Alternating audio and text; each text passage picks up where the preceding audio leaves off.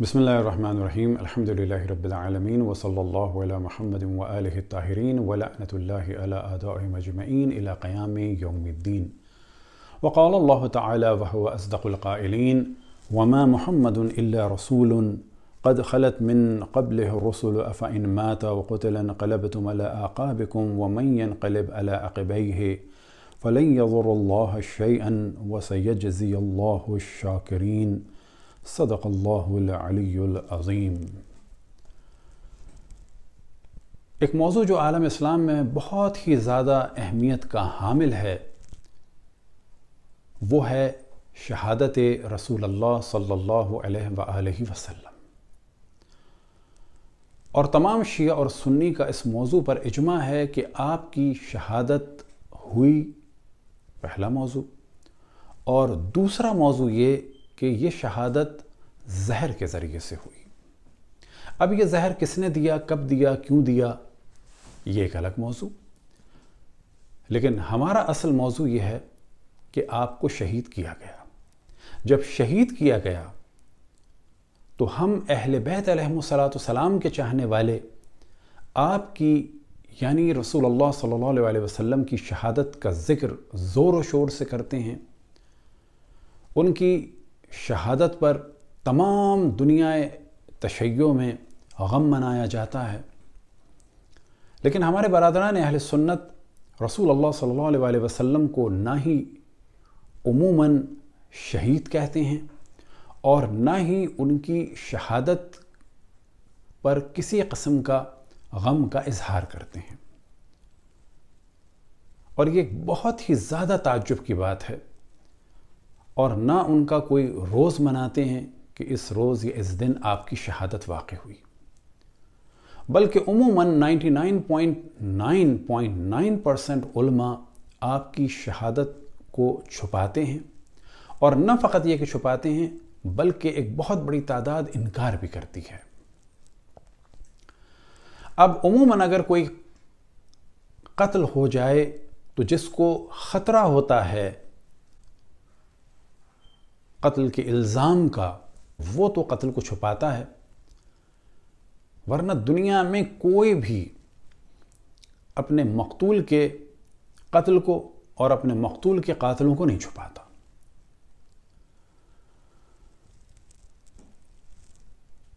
तो कुछ लोगों ने सवाल किया किसी से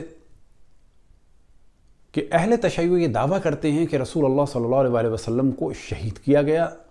तो जवाब यह है कि अहले तशय्युअ ही ये दावा नहीं करते बल्कि तमाम अहले सुन्नत को भी ये दावा करना चाहिए। हमारी इस गुफ्तगू का उन्वान है शहादत रसूलुल्लाह सल्लल्लाहु अलैहि वसल्लम कुरान की निगाह में। अब इससे पहले कि इस मौजू को शुरू किया जाए, एक तो जानिब तवज्जो दिलाई जाए। कुछ हजरात बात तो इत्तिहाद की करते हैं लेकिन जब शियों का जिक्र करते हैं तो उनको राफिज़ी कहते हैं। और बाज़ दफ़ा वो ये भी कह चुके कि अक्सर शिया राफिज़ी हैं। अब जो उनकी बाद में गुफ्तगू आएगी या उन्हीं के हमनवा जब गुफ्तगू करेंगे वो ये भी गुफ्तगू करेंगे कि शियों को कत्ल किया जाए। तो पहली बात ये कि हमारे नज़दीक तो जितने भी इस्लामी फ़िरक़े हैं, देवबंदी हो, बरेलवी हो, अहले हदीस हो, बोरी हो, आगा खानी हो, अबाजियाँ हों, अलवी हों, दुरूज़ हों, इनके अलावा भी अगर कोई हैं तो वो सब मुसलमान हैं। जो भी कायल है रसूलुल्लाह सल्लल्लाहु अलैहि वसल्लम की नबुव्वत का, ख़त्म नबुव्वत का, वो मुसलमान है। अलबत्ता क़त्अन इसके माना नहीं कि आपस में इल्मी इख्तलाफात को डिस्कस ना किया जाए, क़त्ल किया जाए, लेकिन एक दोस्ती के माहौल में, मोहब्बत के माहौल में। और जब हमने कहा मुसलमानों के बारे में तो हम साफ ये बात कर देते हैं कि जो गैर मुस्लिम हैं, चाहे वो हिंदू हों, बुद्धिस्ट हों, कन्फ्यूशियस हों, जैन हों और ख़ुसूसन अदियान इब्राहिम में यहूदी और ईसाई, ये सब भी जीने का हक़ रखते हैं। इल्मी डिस्कशन होना चाहिए। किसी को भी दीन की बुनियाद पर कत्ल करना या तौहीन दीन के नाम पर जो पाकिस्तान में इस वक्त दहशतगर्दी का सिलसिला है, कभी आसिया बीबी के लिए, कभी एक बच्ची के लिए, कि जिसको ये भी नहीं पता कि कुरान जो है वो किस ज़बान में है और सीधे हाथ से शुरू होता है या उल्टे हाथ से शुरू होता है, उसको ना उर्दू और कुरान में फ़र्क समझ में आएगा ना किसी और चीज़ में। कभी उसको कत्ल करने चले हैं, कभी मियाँ बीवी को ईंटों के भट्टे में डालकर ज़िंदा ख़त्म कर दिया, तो कभी मशल ख़ान को ख़त्म कर दिया, तो अब एक बरेलवी बैंक मैनेजर को कत्ल कर दिया तौहीन रिसालत या तौहीन दीन के नाम पर। اس کلچر کو تو بالکل ختم ہونا چاہیے، لیکن اس میں شک نہیں کہ یہ کلچر رسول اللہ صلی اللہ علیہ وسلم کے بعد جب اصحاب رسول اللہ اور اہل بیت کو قتل کیا گیا تو اسی قسم کے بہانے تراشے گئے قتل کرنے کے لیے۔ اب یہ بات واضح رہے کہ جناب حضرت مالک بن نویرہ رضی اللہ تعالی عنہ کے اسلام کے جو ثبوت ہیں وہ 99% ہیں۔ 1% جھوٹی قسم کی باتیں ہیں کہ جو بالکل بے اساس ہیں، اور ان ساری باتوں کو پروپوگیٹ کیا گیا خالد بن ولید کو بچانے کے لیے اور اپنے پسندیدہ افراد کو بچانے کے لیے، اور ان کو بچانے کے لیے وہی تکفیریت کا سہارا لیا گیا کہ جو آج بھی لیا جاتا ہے، یا توہین مذہب کا سہارا لیا گیا کہ جو آج بھی لیا جاتا ہے، اور کہا جا سکتا ہے کہ اصحاب کے درمیان مظلوم ترین ذات مقدس ہے جناب حضرت مالک بن نویرہ کی اور ان کی زوجہ جناب حضرت لیلہ ام تمیم بنت منہال کی۔ اور یہ ہم کہہ چکے کہ قتل عام بالکل ایک غلط چیز ہے۔ اتفاق سے وہ اسلام کی تعریف یا وہ اسلام کی تفسیر کہ جو اہل بیت علیہم السلام کے مقابلے میں آئی، تو وہاں پر تو قتل عام ہی قتل عام ہے، اتنا قتل عام ہے کہ خود آل رسول کو قتل کر دیا گیا۔ تو پہلی جو ہم گفتگو کریں کہ رسول اللہ صلی اللہ علیہ وسلم کے بعد ان کی آل پر ظلم شروع ہوا، اور ان کی آل کے چاہنے والوں کو رافضی کہہ کر جو ہے وہ قتل کیا جاتا تھا، قتل کیا جا رہا ہے۔ یہ جو بعض لوگ رافضی کہتے ہیں تو ہم ان سے پوچھیں کہ رافضی کے معنی کیا ہیں، اس پر انشاءاللہ تفصیل سے ہم ڈسکشن کریں گے۔ رافضی کے معنی ہیں چھوڑنے والا۔ تو چھوڑنے والا کس کا چھوڑنے والا؟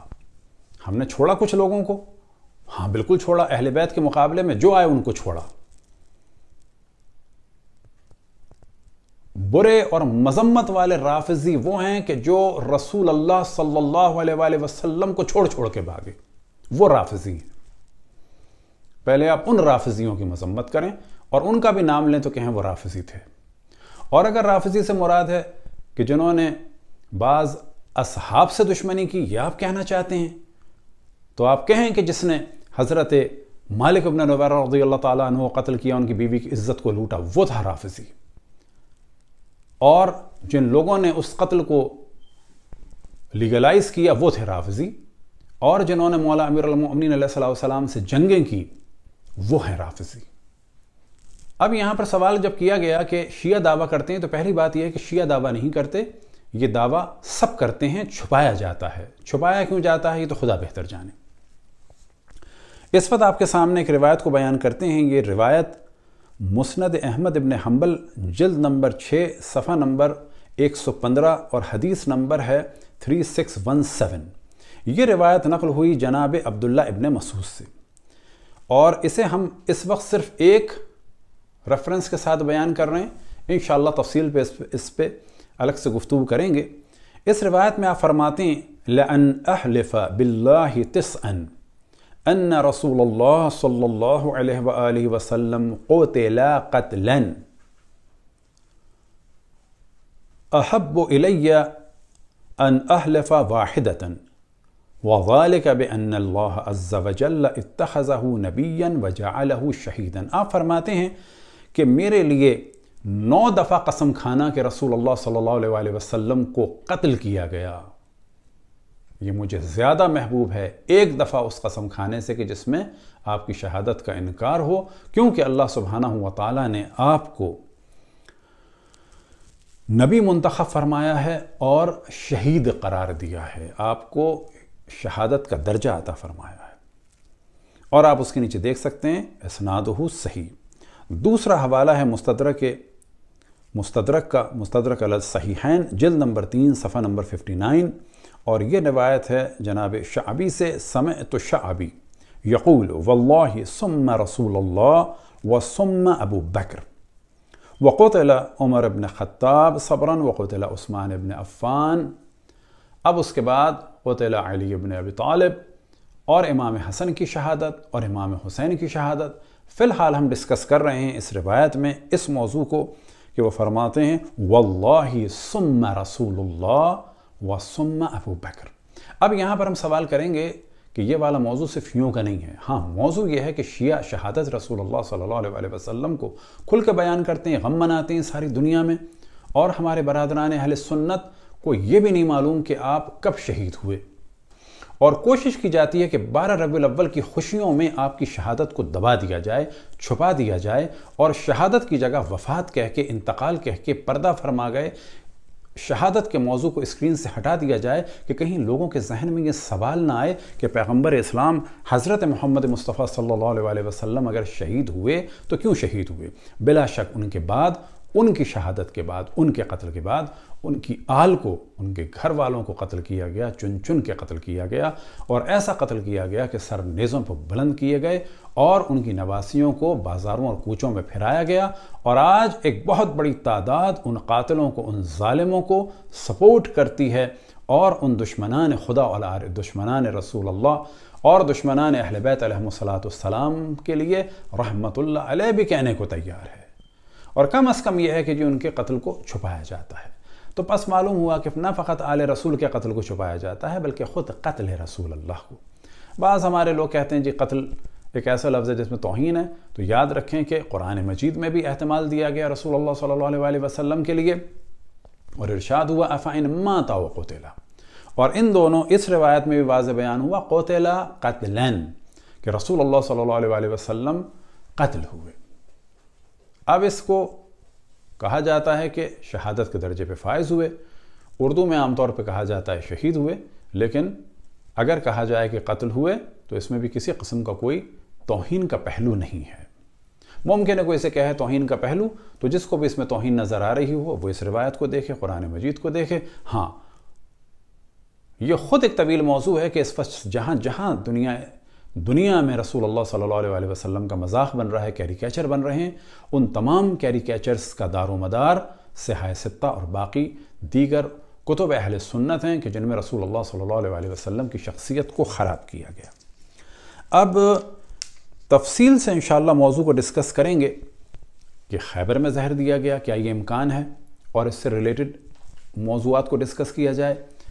مختصر سا بیان کریں کہ خیبر میں جو زہر دیا گیا اور جس عورت نے دیا وہ مرحب کی بھتیجی یا بہن تھی، اور جب اس نے زہر دیا تو اس دعوے کے ساتھ دیا کہ اگر آپ اللہ کے نبی ہیں تو بچ جائیں گے، آپ کو خبر ہو جائے گی، اور اگر بادشاہ ہیں تو آپ کے شر سے ہم بچ جائیں گے معاذ اللہ۔ اور جب یہ کہا جائے کہ اسی زہر سے آپ کی شہادت ہوئی، یعنی رسول اللہ صلی اللہ علیہ وسلم کی، تو در حقیقت یہ رسول اللہ صلی اللہ علیہ وسلم کی توہین ہے، اور اس عورت کے ایمان کو خراب کرنے والی چیز ہے، کیونکہ اس کا کیا دعویٰ تھا؟ اگر آپ نبی ہیں تو بچ جائیں گے، اور اگر آپ بادشاہ ہیں تو مر جائیں گے۔ تو 4 سال کے بعد بھی اگر کہا جائے کہ آپ کو زہر دیا گیا تو در حقیقت یہ ایک توہین رسالت رسول اللہ صلی اللہ علیہ وسلم ہے۔ اب اگر کہا جائے کہ ذات الجم یا آپ اپنی شہرک کے کٹنے کی وجہ سے، وطین کے کٹنے کی وجہ سے دنیا سے رخصت ہوئے تو یہ بھی توہین ہے، اسے بھی تفصیل سے ڈسکس کریں گے، اور قطعاً یہ توہین رسول اللہ صلی اللہ علیہ وسلم ہے۔ اب یہاں پر ہم دیکھتے ہیں کہ قتل کے امکانات کیا کیا ہیں۔ اب یہ کہنا کہ کیا انبیاء قتل ہو سکتے ہیں، تو یاد رہیں کہ انبیاء کو قتل کیا گیا، رسولوں کو قتل کیا گیا، اسیر کیا گیا، اور اسی طریقے سے رسول اللہ صلی اللہ علیہ وسلم کی شہادت کا اور قتل کا خوف حضرت ابو طالب کو ان کے بچپنے سے تھا، لہٰذا وہ ان کی جگہوں کو بدلتے تھے، اور جب کھو گئے تھے تو حضرت ابو طالب اور باقی ان کے بھائی رسول اللہ صلی اللہ علیہ وسلم کو بڑی شدت سے ڈھونڈ رہے تھے، کیونکہ انہیں ہمیشہ رسول اللہ صلی اللہ علیہ وسلم کی جان کا خطرہ تھا، اور بحیرہ راہب بھی رسول اللہ صلی اللہ علیہ وسلم کے بارے میں کہہ چکا تھا حضرت ابو طالب کو کہ اس بچے کو بچانا۔ اب یہ چیز ذہن میں رہے کہ رسول اللہ صلی اللہ علیہ وسلم سے جتنی بھی جنگیں ہوئیں وہ انہیں قتل کرنے کے لیے ہوئیں۔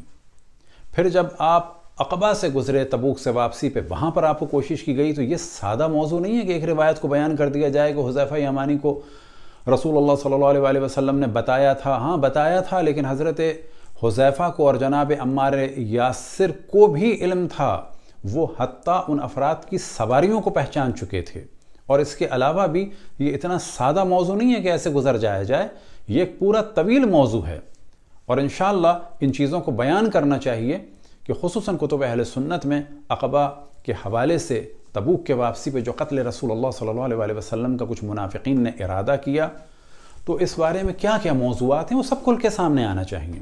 ان موضوعات کو بیان کرنے کا ہدف یہ ہے کہ اگر یہ کبھی کسی نے دیکھ لیے کسی شیعہ کتاب میں تو کہا جاتا ہے جی شیعوں نے اس کو نقل کیا ہے، تو ہم بتا دیں شیعوں نے نہیں کیا، یہ سب اہل سنت ہی نے نقل کیا ہے۔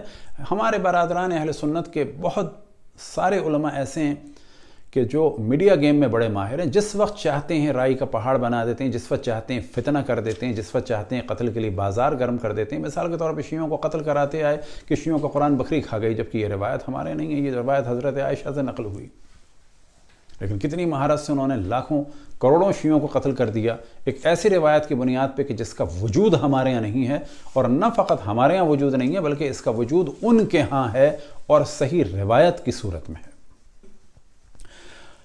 اب ایک اور جو اہم ترین موضوع ہے وہ یہ کہ رسول اللہ صلی اللہ علیہ وسلم کے بعد پورے ان کے خاندان کو قتل کر دیا گیا۔ یہاں سے پتہ چلتا ہے کہ جب پورے خاندان کو قتل کر دیا گیا تو اس کا مطلب ہے کہ کوئی بہت بڑی سازش تھی، خود ان کو بھی شہید کیا گیا ہوگا۔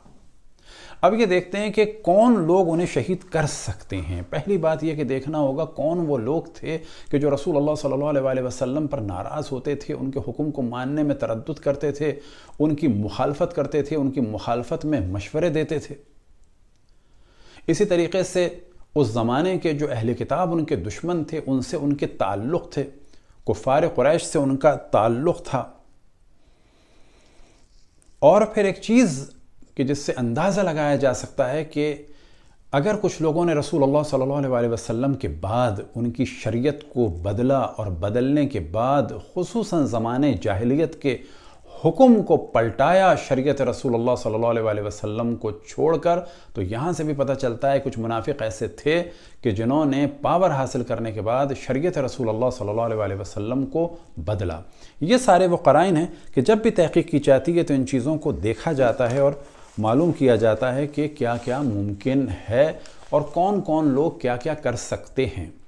اب یہاں پر کچھ حضرات نے یہ فرمایا کہ انبیاء قتل نہیں رسول قتل نہیں ہو سکتے، دلیل کے طور پہ کیا ہے؟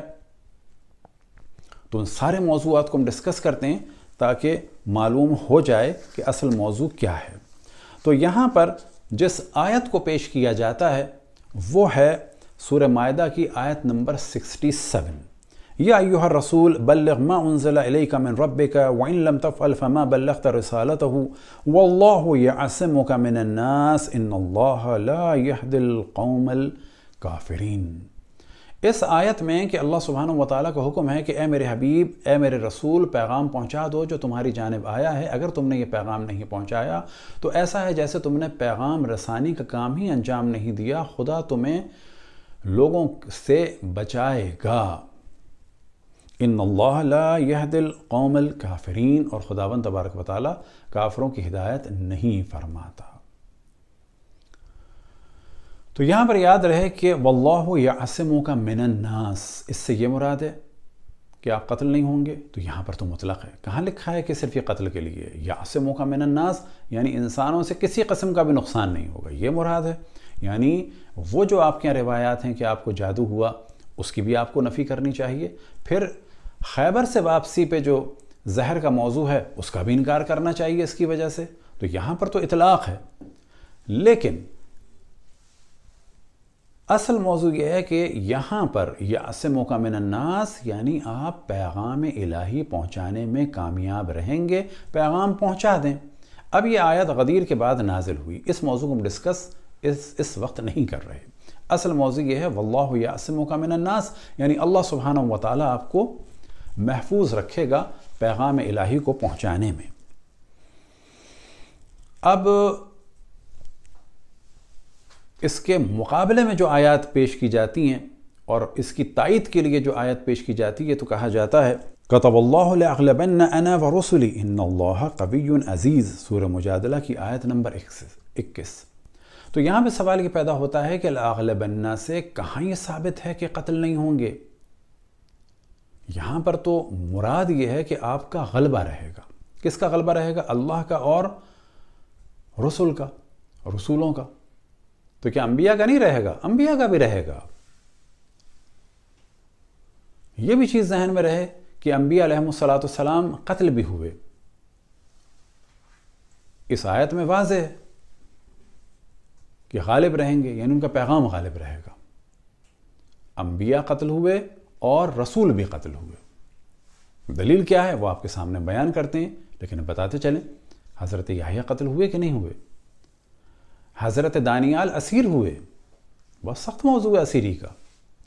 حضرت حزقیل اسیر ہوئے، ان کے علاوہ انبیاء قتل ہوئے، در بدر ہوئے، مال و اسباب لوٹا گیا، ظلم کیا گیا، مارا گیا، پیٹا گیا، سب کچھ ہوا انبیاء کے ساتھ۔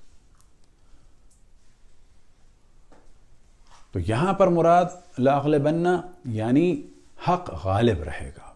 آیا رسولوں کو قتل کیا گیا؟ تو جواب کے طور پہ آپ کے سامنے بیان کریں سورہ بقرہ کی آیت نمبر 87، أَفَكُلَّمَا جَاءَكُمْ رَسُولٌ بِمَا لَا تَحْوَى أَنفُسُكُمْ اسْتَكْبَرْتُمْ فَفَرِيقًا كَذَّبْتُمْ وَفَرِيقًا تَقْتُلُونَ، کہ جب بھی تمہارے پاس رسول آئے کہ جنہیں تم نے پسند نہیں کیا تو تم نے ان کے مقابلے میں اکڑ دکھائی، استکبار کیا، استکبرتم، فَفَرِيقًا كَذَّبْتُمْ، تو کچھ کو تم نے جھٹلایا اور کچھ کو قتل کیا۔ کن کو قتل کیا؟ رسولوں کو قتل کیا۔ بس یہ کیسے کہا جا سکتا ہے کتب اللہ لأغلبن انا ورسلی؟ تو اس غلبے سے مراد یہ ہے کہ آپ قتل نہیں ہوں گے۔ اس آیت سے تو واضح ہے کہ رسول قتل ہوئے۔ اب ہم اصل آیت کی جانب آتے ہیں کہ جسے ہم نے سرنامہ کلام قرار دیا، وما محمد الا رسول قد خلت من قبله الرسل افان مات او قتل۔ تو اس آیت میں کم از کم یہ ہے کہ اللہ سبحانہ و تعالی ارشاد فرما رہا ہے افان مات، کہ امکان ہے، یہاں امکان نہیں ہے بلکہ یہاں تو ہے کل نفس ذائقۃ الموت، یعنی آپ نے دنیا سے جانا تو ہے۔ افان مات، یہاں پر موت ہے کس کے معنی میں؟ طبعی طریقے سے افان مات او قتل، یا یہ کہ آپ کو قتل کیا جائے گا۔ تو اس آیت میں اللہ سبحانہ و تعالیٰ نے اس امکان کو ظاہر کر دیا۔ پس یہ جو کہا جائے واللہ یعصمک من الناس، واللہ یعصمک من الناس، اس معنی میں نہیں ہے کہ آپ کو قتل نہیں کر سکتے، کیونکہ اس آیت میں امکان ظاہر ہو گیا افان مات او قتل۔ لیکن یہ چیز ذہن میں رہے کہ اس کے بعد جو ہے اللہ سبحانہ و تعالیٰ کا پیغام وہ کیا ہے؟ یہ ان بھاگنے والوں کے لیے خصوصاً آیت ہے کہ جو رسول اللہ صلی اللہ علیہ وسلم کی شہادت کا سن کے احد میں بھاگے۔ اب یہ جو آپ فرمائیں کہ یہ رسول شہید نہیں ہو سکتے، تو سوال یہ پیدا ہوتا ہے کہ وہ کیوں بھاگے تھے؟ وہ بھی سوچ لیتے کہ نہیں ہو سکتے شہید، انہیں نہیں معلوم تھا کہ انبیاء شہید نہیں ہوتے، یہ اولو العزم پیغمبر شہید نہیں ہوتے۔ تو ان کا بھاگنا جو انہوں نے ایک طرح جسٹیفائی کیا کہ جی ہمیں آواز آئی کہ رسول اللہ صلی اللہ علیہ وسلم شہید ہو گئے، خیر اب اس بھاگنے کو بھی کہا جاتا ہے وہ ایک فطری تقاضا تھا۔ تو پھر تو نوجوان جو گناہ کرتے پھرتے ہیں وہ بھی فطری تقاضا ہے، ہر گناہ کو، ہر ظلم کو اس طرح جسٹیفائی نہیں کیا جا سکتا۔ تو اللہ سبحانہ وتعالیٰ نے ارشاد فرمایا افان مات قتل انقلبتم علی اعقابکم، کہ یا طبی طریقے سے دنیا سے جائیں گے یا ان کو قتل کر دیا جائے گا، لیکن تمہارا کیا ہوگا؟ تم لوگ تو پلٹ جاؤ گے۔ یہ احتمال ہے پلٹنے کا نہیں ہے، تو معلوم ہوا کہ بہت سارے لوگوں کے پلٹنے کا امکان ہے، خصوصاً ان لوگوں کے پلٹنے کا امکان ہے کہ جو رسول اللہ صلی اللہ علیہ وسلم کو چھوڑ کے بھاگے، کیونکہ اس آیت میں خصوصاً وہ لوگ مخاطب ہیں، عموماً سب مخاطب ہیں، خصوصاً وہ لوگ مخاطب ہیں۔ اب یہاں پر ذہن میں رہے کہ اس آیت میں جو حرف او ہے افان مات او قتل، او بعض دفعہ آتا ہے تقسیم کے لیے، بعض دفعہ شک کے لیے، بعض دفعہ تخیر کے لیے، بعض دفعہ اضراب کے لیے۔ اضراب سے کیا معنی؟ بل کے لیے۔ بل سے کیا مراد؟ تو یہ آپ کے سامنے مثالیں پیش کر دیتے ہیں۔ مثال کے طور پر سورہ بقرہ ہی میں آیت نمبر 74 میں اللہ سبحانہ وتعالیٰ کا ارشاد ہے ثم قست قلوبکم من بعد ذلك فہی کالحجارۃ او اشد قسوۃ، اور اس کے بعد تمہارے دل سخت ہو گئے پتھر جیسے یا اس سے زیادہ سخت، یعنی اللہ سبحانہ وتعالیٰ کو شک ہو رہا ہے یا اس سے زیادہ سخت نہیں۔ تو یہاں پر او بمعنی بل ہے. پھر تمہارے دل سخت ہو گئے پتھر جیسے بلکہ اس سے بھی زیادہ. اور سلیس ترجمہ کیا جائے تو کہا جائے کہ تمہارے دل سخت ہو گئے پتھر جیسے نہیں بلکہ اس سے بھی زیادہ. یا ترجمہ کیا جائے گا پھر تمہارے دل سخت ہو گئے پتھر جیسے بلکہ اس سے بھی زیادہ. اسی طریقے سے سورہ نجم میں اللہ سبحانہ وتعالیٰ کا ارشاد ہوا ثم دنا فتدلى فكان قاب قوسين او ادنى. پھر آپ قریب ہوئے اور قریب ہوئے یہاں تک کہ 2 کمان کے برابر یا نہیں بلکہ اس سے بھی قریب. اللہ سبحانہ وتعالیٰ کو تردید یا شک نہیں ہے بلکہ اس سے بھی قریب. اسی طریقے سے ارشاد ہوا اللہ سبحانہ وتعالیٰ کا سورہ صافات 147 میں حضرت یونس کو لیے وارسلناه الى 100,000 او يزيدون کہ ہم نے یعنی جناب یونس کے لیے ارشاد ہوا کہ ہم نے یونس کو بھیجا 1,00,000 کی طرف یا اس سے بھی زیادہ. نہیں، اس کا ترجمہ ہوگا ہم نے جناب یونس کو بھیجا 1,00,000 بلکہ ان سے بھی زیادہ لوگوں کی جانب. اور اگر ترجمہ کیا جائے دوسرا ہم نے جناب یونس کے لیے ارشاد ہوا ہم نے یونس کو بھیجا 1,00,000 نہیں بلکہ اور زیادہ لوگوں کی جانب. وَلِلَّهِ غَيْبُ السَّمَاوَاتِ وَالْأَرْضِ سورہ نحل آیت نمبر 77 وَلِلَّهِ غَيْبُ السَّمَاوَاتِ وَالْأَرْضِ وَمَا أَمْرُ السَّاعَةِ إِلَّا كَلَمْحِ الْبَصَرِ أَوْ هُوَ أَقْرَبُ. کہ قیامت قریب ہے کتنی؟ پلک جھپکنے کے برابر یا اس سے بھی قریب. نہیں، یہاں پر جو صحیح ترجمہ ہے او بمعنی اضراب ہے، بمعنی بل. او اضراب کے لیے ہے او بمعنی بل کہ قیامت قریب ہے پلک جھپکنے کے برابر بلکہ اس سے بھی زیادہ قریب ہے. تو یہاں پر جو او ہے افَإِن مَاتَ أَوْ قُتِلَ تو یہاں پہ کہا جائے گا اگر اس کو احتمال کی بنیاد پہ لیا جائے تو کیا ہوگا معنی؟ یا آپ کو طبعی موت آئے گی یا قتل کر دیا جائے گا. امکان تو ہے لیکن اگر او بمعنی بل لیا جائے تو ہو جائے گا وما محمد الا رسول قد خلت من قبلہ الرسل افإن مات او قتل. یعنی آپ کو طبعی طریقے سے نہیں بلکہ قتل کیا جائے گا اگر او بمعنی بل لیا جائے. اور نتیجہ کیا ہوگا؟ جو بھاگنے والے ہیں ان کے لیے تمام مسلمانوں کو اطلاع دی جا رہی ہے کہ تم لوگ پلٹ جاؤ گے. انقلبتم علی اعقابکم. تو یہ دونوں امکانات ہیں. تو ہم دوسرے والے موضوع پہ کہ او بمعنی بل یہ زیادہ احتمال قوی ہے لیکن یہ نہیں کہتے کہ 100% آپ یہی لیں. لیکن او کسی بھی معنی میں لیا جائے تو امکان قتل رسول اللہ صلی اللہ علیہ وسلم خود قرآن ہی سے ثابت ہے. اب یہاں پر ہم واقع لدود کو اس وقت بیان نہیں کریں گے. حدیث لدود کو انشاءاللہ تفصیل سے بیان کریں گے. صرف ایک روایت نہیں ہے، اس کے جوانب میں بہت گفتگو ہے اور یہ سب کرنی ہوگی تاکہ کسی وقت بھی ہمارے خلاف اس کو مس یوز نہ کیا جائے. اسی طریقے سے واقع قرطاس کو بھی تفصیل سے ڈسکس کرنا ہوگا. اسی طریقے سے جیش اسامہ کو بڑے تفصیل سے ڈسکس کرنا ہوگا کہ کیا معاملات تھے، کیا آپ نے حکم فرمایا، کیسے رسول اللہ صلی اللہ علیہ وسلم نے ارشاد فرمایا لعن اللہ من تخلف عن جیش الاسامہ کہ خداوند تبارک و تعالیٰ کی لعنت ہو اسامہ کی جیش سے منہ موڑنے والوں پر. لیکن حدیث لدود میں دیکھیں اور قرطاس میں دیکھیں تو بڑی عجیب بات نظر آتی ہے. اسی پہ گفتگو کو ختم کرتے ہیں کہ حدیث قرطاس میں آپ فرما رہے ہیں کہ مجھے قلم اور دعوات، مجھے قلم دے دو اور قرطاس دے دو. تو وہاں پہ کہا جا رہا ہے ان قد غلبہ الوجع، یا کہا جا رہا ہے انہو لیحجر، یا کہا جا رہا ہے ان الرجل لیحجر. غلط بات کی نسبت دی جا رہی ہے، توہین کی جا رہی ہے. یعنی وہاں پر آپ مانگ رہے ہیں تو دیا نہیں جا رہا. اور حدیث لدود میں آپ فرما رہے ہیں الم انہاکم، کیا میں نے تمہیں منع نہیں کیا تھا؟ پھر وہاں پر آ رہا ہے وجعل یشیر الینا ان لا تلدونی، کہ وہ اشارہ کر رہے تھے کہ میرے منہ میں نہ ڈالو. یعنی اشارہ فرما رہے ہیں کہ نہ ڈالو اور اس سے پہلے فرما رہے ہیں کہ میرے منہ میں کچھ نہ ڈالنا. بڑی عجیب بات ہے. وہ کہہ رہے ہیں نہ ڈالنا تو ڈال رہے ہیں، وہ کہہ رہے ہیں دے دو تو دے نہیں رہے. آخر میں کہا جا رہا ہے وہ بشری تقاضے کے تحت انہوں نے سوچا کہ جی رسول کیا سوچا ہے رسول کو؟ افراد کو بچانے کے لیے رسول کو قربان کیا جا رہا ہے۔